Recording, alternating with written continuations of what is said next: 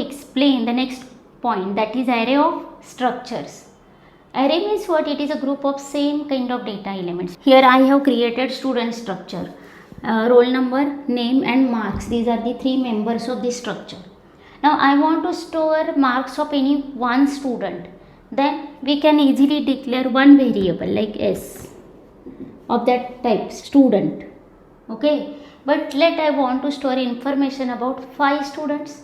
Then see, in that case we have to create 5 different variables of this type like S1, S2, S3, S4, S5. But the better way is we can create array of this structure. How? See, in this just like a integer array. Integer array how we create? We write like int, then name of that array, and in square bracket we mention size. Here instead of int the data type is struct student. Okay, this is only the change. We'll write like this, struct student. Then suppose I am giving name to that array like S, and in square bracket 5. What does it mean?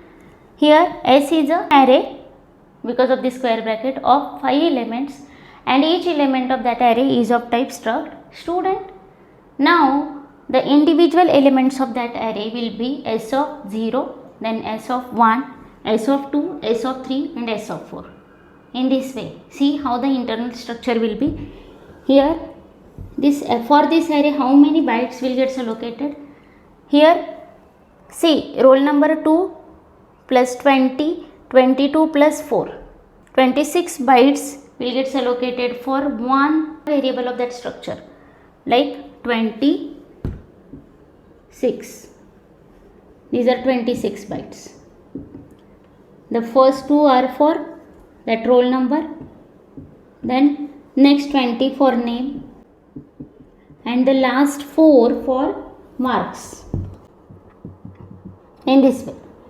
Now here address may be 100, then here again internally the addresses for individual members of that structure variable, those are again contiguous like array.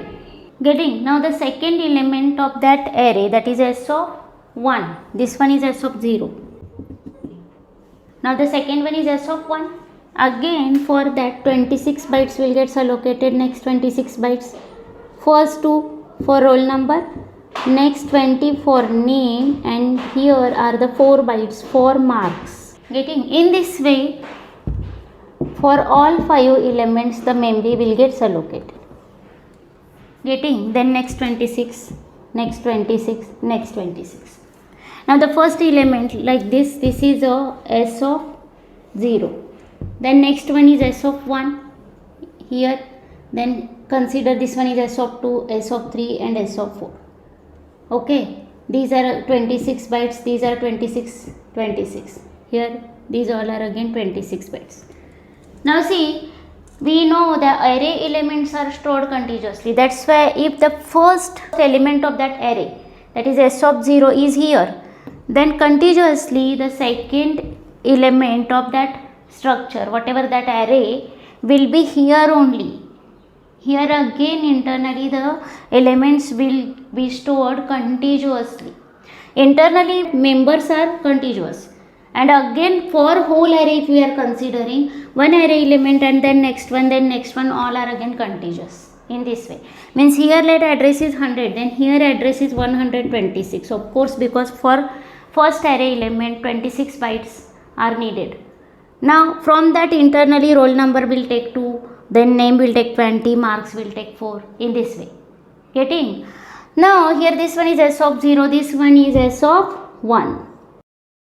Then this one is let S of 2. I am not writing everything here. S of 2, S of 3 and S of 4. All will have internally whole things like roll number, name, marks, roll number, name, marks, roll number, name, marks. In this way.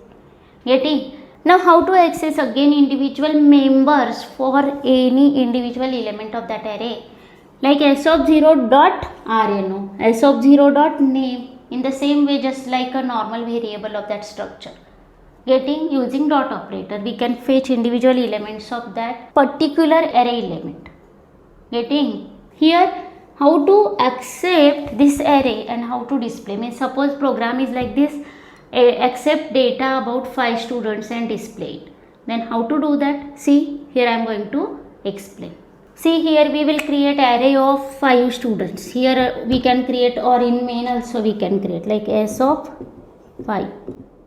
Now next one is here in main. What should be done? See, here we have created that array, that's why no need to create here again. Okay, here we can create, or here we can create, anywhere. Now this one is a global now. We can access this array in everywhere in the throughout the program. But here, if we have declared that array, then we can access only inside main. Now, what is to be done? Here we will declare one I variable. We have already covered that one dimensional array concept. In that, to access individual element of array, we have to use counter. That is for that index, like 0, 1, 2, 3, 4. For that index, we have to use one counter variable. Okay, because we are going to use here loop. And using that loop, we will access individual element of that array. Getting? Now next here, we will give message to the user like enter data about 5 students. For all students, we will give here message only once. Like printf enter data of 5 students. Now here we have to place loop, because here we are acting on array. For I equals to 0, always start with 0, because array elements will be from s of 0 to s of 4 here. Getting? This is the array our size of size 5. Now here for I equals to 0, I less than 5, I plus plus. See, first we have to accept roll number, then name, then marks. For every member, individual member, we will give a separate message like printf let enter roll number, then scanf here percent d, because roll number is of type integer. Now where to store that roll number? First we have to store roll number here at this place. This one is the first element of this array from this point to this point. And internally s of 0 will have roll number, name and marks. Then next s of 1 will have again roll number, name and marks again, and so on up to s of 4. Enter roll number, this is for first student. Then we will accept here like ampersand s of I dot rno. Why? Because I is initially 0. That means s of 0 dot rno, that is nothing but this place. Okay, here that roll number will get stored because of this scanf statement, whatever user will enter. Now in the same way we have to store here name, like printf enter name.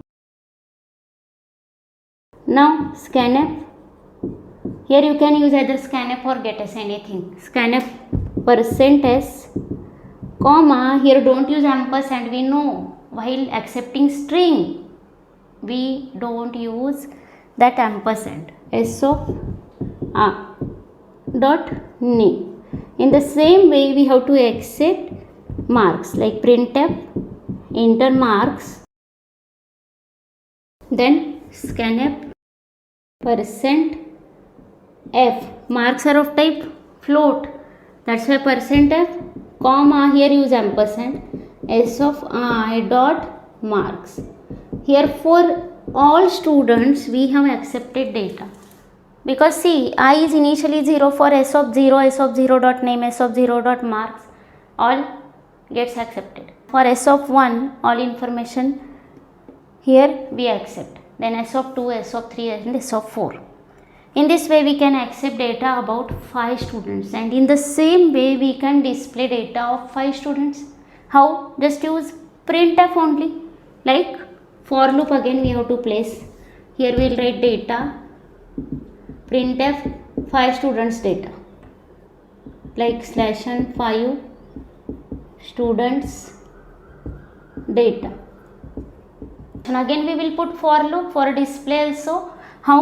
Again same thing we have to write here for I equals to 0, I less than 5, I plus plus, and here we have to just display everything. Like for printf let /n percent d comma s of dot rno. Then similarly we will display name printf slash n percent s comma s of 5 dot name, and similarly we have to display here that marks s of I dot marks, and here close main.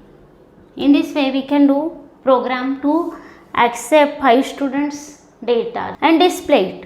While accepting, just give messages to user that enter name, enter roll number, enter name, enter marks, and accept that using scanf. And display, for display we have to just use that printf statement inside that for loop. Getting? This is a way how we can use array of structures.